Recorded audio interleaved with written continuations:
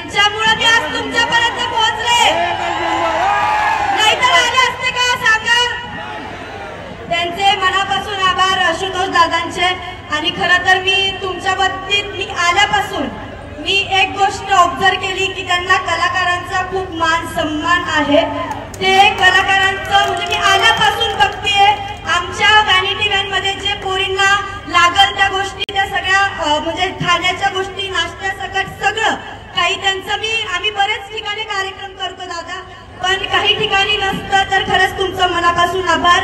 असंच प्रेम सर्व जनतेवर तुमचं राहू द्या कायम, माहिती राहणारच आहे आणि जनतेचंही तुमच्यावर राहणार आहे. तुम्ही खूप मोठे मोठे कामं करतात म्हणून तुमचं मनापासून आभार.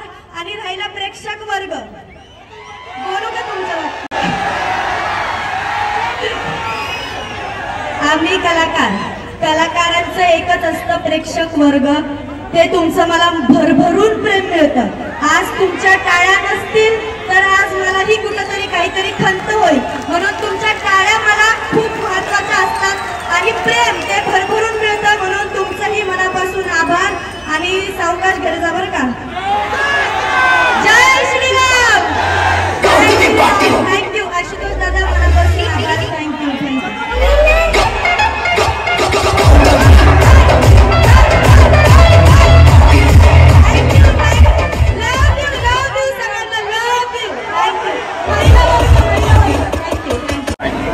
त्यांचं फार मोठं नाव आहे. अशा माझ्या लाडक्या बहीण गौतमीताई यांचा कार्यक्रम आपण या ठिकाणी आयोजित केलेला होता. तो अतिशय चांगल्या वातावरणामध्ये आपल्या सर्वांच्या सहकार्याने तो पार पाडतोय.